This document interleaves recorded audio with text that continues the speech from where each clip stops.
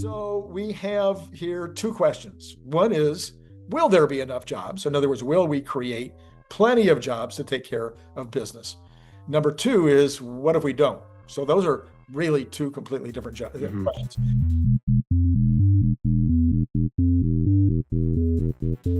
So let me take at least a few minutes to talk about my chapter, which is mostly on the subject of what will those new jobs be.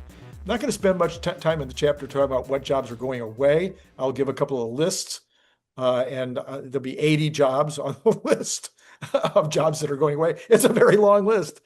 And probably your job is going away, or at least in the way that you're doing it now.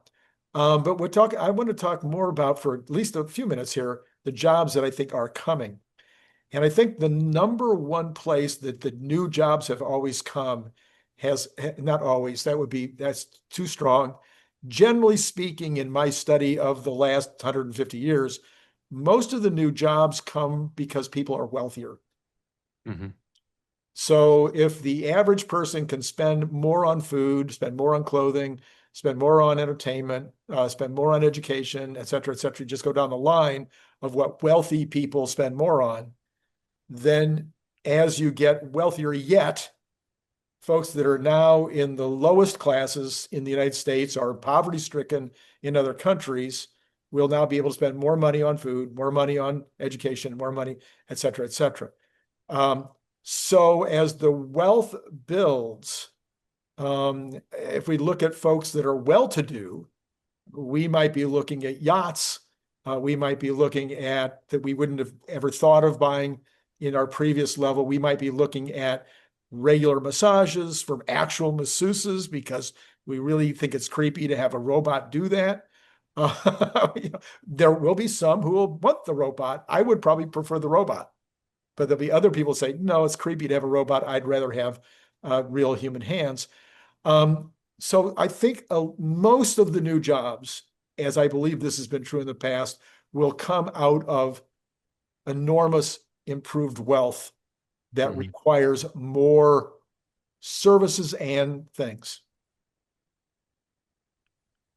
And if you were to guess about sort of what categories they could be, I know this is very difficult to forecast, where the new jobs will be because no one's ever been able to do this before, right? When the internet, for example, was first, being built out, could you have imagined, the success of YouTube and all the YouTubers? Right, exactly. Right. That wouldn't have been on anybody's bingo card that people could make a living making videos. Right. No.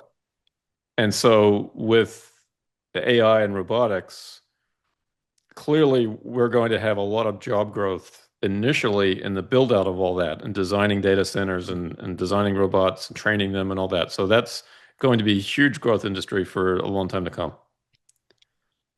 But beyond that, I'm hard pressed to come up with things because the situation you're talking about is we're bringing people up from the bottom and they're getting to enjoy the things maybe that we already enjoy now. Right. Right.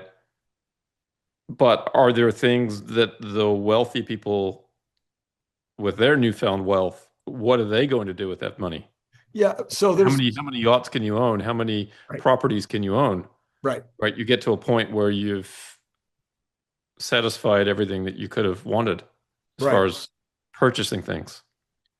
So definitionally, I won't be able to give you anything that I can't think of.